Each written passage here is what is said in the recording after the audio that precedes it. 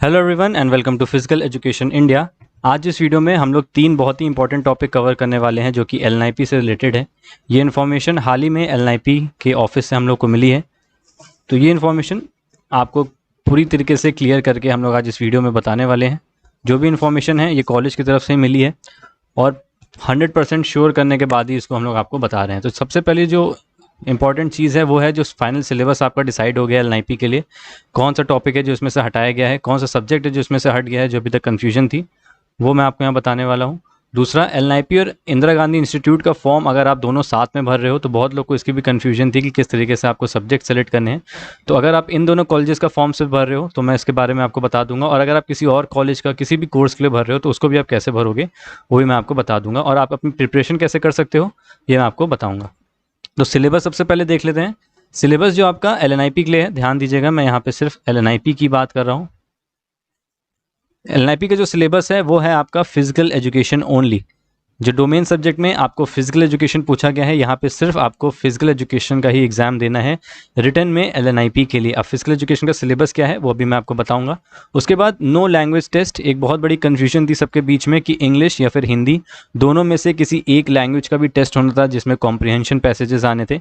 अब आपको वो नहीं देना है। इस चीज़ को आज ही कॉलेज से फाइनल किया गया है कि आपको कोई भी लैंग्वेज टेस्ट नहीं देना है। ये कन्फ्यूजन क्यों हो रही थी मैं आपको बता देता हूँ। एलएनआईपी की एनटीए वेबसाइट पे जो एलिजिबिलिटी पड़ी थी वहाँ पे ये जो पार्ट था, medium question paper should be in Hindi and English, student will opt either Hindi और इंग्लिश। ये जो कन्फ्यूजन था इसको लोगों ने जो लैंग्वेज सिलेक्शन का पार्ट है वहाँ पे समझ लिया था। तो ऐसा अब आपको नहीं करना है। आपका यहाँ पे कोई भी लैंग्वेज टेस्ट नहीं हो रहा है। अगर आपने लैंग्वेज टेस्ट में येस किया है या फिर इंग्लिश या फिर हिंदी चूज़ करके रखा है तो आप उसकी टेंशन मत लीजिए, वो भी मैं आपको बता दूंगा कि आप उसको कैसे करेक्ट कर सकते हो। उसके बाद जनरल नॉलेज का भी यहाँ पे कोई एग्जाम नहीं है। जनरल नॉलेज का भी यहाँ पे पार्ट था लैंग्वेज सिलेक्शन, जहाँ पे सब्जेक्ट सिलेक्शन था उसमें आपको येस या नो करना था, तो उसमें आप नो कर सकते हो क्योंकि ये फाइनल हो गया है कि आपका जनरल नॉलेज भी नहीं आ रहा है। लास्ट ईयर एलएनआईपी का जो एंट्रेंस का पेपर था वो कम्प्लीटली जनरल नॉलेज पे बेस्ड था, लेकिन इस बार जनरल नॉलेज कोई भी पार्ट यहाँ पे प्ले नहीं कर रहा है। आपका सिर्फ फिजिकल एजुकेशन ही आने वाला है एलएनआईपी के एंट्रेंस में। अब जल्दी से एक बार सिलेबस देख लेते हैं कि आपका सिलेबस क्या है। तो ये जो सिलेबस आप सामने देख रहे हो ये एनटीए की वेबसाइट पे अपलोडेड है फिजिकल एजुकेशन के लिए। एनसीसी और योगा भी जो सेलेक्ट कर रहे हैं उनका भी सेम सिलेबस है, तो आप फिजिकल एजुकेशन वर्ड पे ध्यान दीजिए और ये सिलेबस है। सिलेबस ये जो बोला गया है वो बोला गया है कि एनसीईआरटी की जो क्लास 12 की बुक है उससे सिलेबस को लिया गया है, पर एक्चुअली में ऐसा नहीं है। आप एनसीईआरटी की क्लास 12 की बुक ले लो या फिर सीबीएसई में जो रेफरेंस बुक्स चलती हैं क्लास 12 की या 11th की, उनमें भी ये जो टॉपिक्स यहाँ पे दिए हुए हैं यूनिट वाइज ये अवेलेबल नहीं है। ये जो टॉपिक्स हैं ये बेसिकली जब आप बैचलर्स की डिग्री कर रहे हो या मास्टर्स की डिग्री कर रहे हो या फिर जब आप नेट के भी एग्ज़ाम देते हो तो वहाँ पे ये टॉपिक्स से क्वेश्चन पूछे जाते हैं।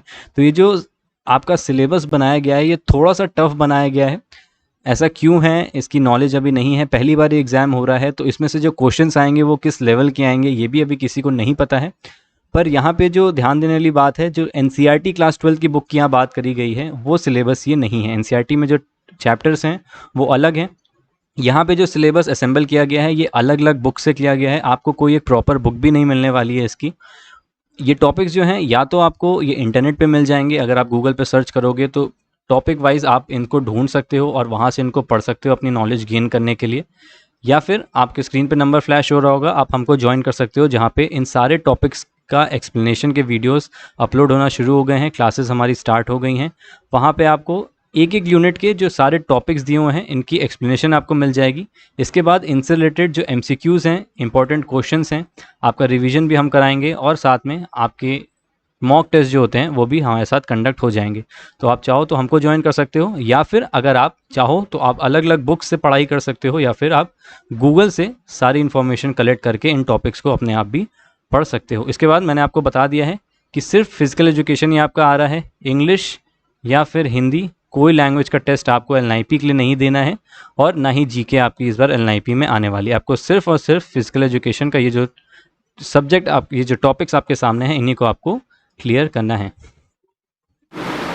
अब जो एक बहुत बड़ी कन्फ्यूजन है स्टूडेंट्स के बीच में वो मैं भी क्लियर कर देता हूँ। आप अगर LNIP और इंदिरा गांधी इंस्टीट्यूट यानी कि यूनिवर्सिटी ऑफ दिल्ली में BSc के लिए कोर्स अगर फिल कर रहे हो और अगर आप इस साल CUET के थ्रू सिर्फ इन्हीं दोनों कॉलेजेस में और सिर्फ इन्हीं दोनों कोर्सेज़ में जो कि आपके सामने हैं इनमें अप्लाई करना चाहते हो तो फॉर्म आपको कैसे फिल करना है वो मैं आपको बता देता हूँ।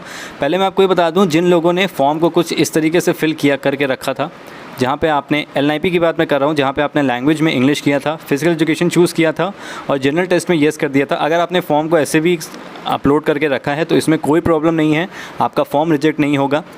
इंपॉर्टेंट पार्ट ये है कि आपने फिजिकल एजुकेशन का एग्ज़ाम यहाँ पे ऑप्ट करके रखा है। एक चीज़ समझ लीजिए, अगर आप CUET का फॉर्म भर रहे हैं और अगर आपने एक्स्ट्रा सब्जेक्ट्स ऐड करके रखे हैं तो उससे आपको कोई प्रॉब्लम नहीं है, आप उन एग्ज़ाम्स को छोड़ भी सकते हो।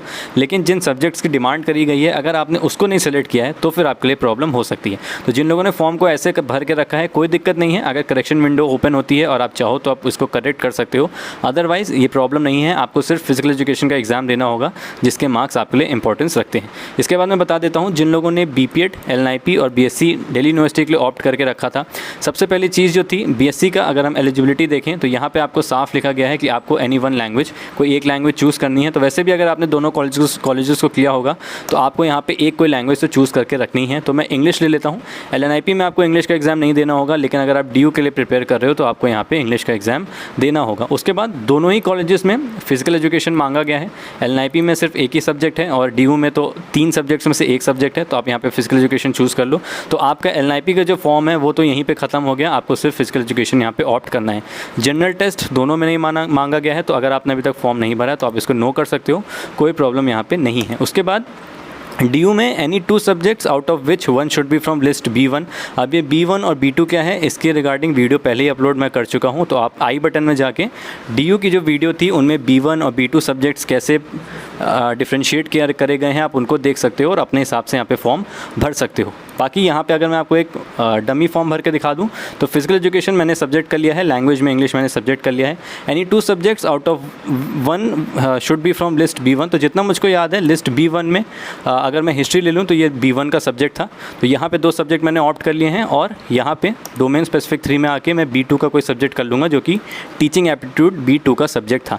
इसके अलावा आप सबको नॉट एप्लीकेबल कर दीजिए क्योंकि आपने यहाँ पे आपने LNIP का फॉर्म कंप्लीट कर लिया है जहाँ पे आपने फिजिकल एजुकेशन चूज़ किया था।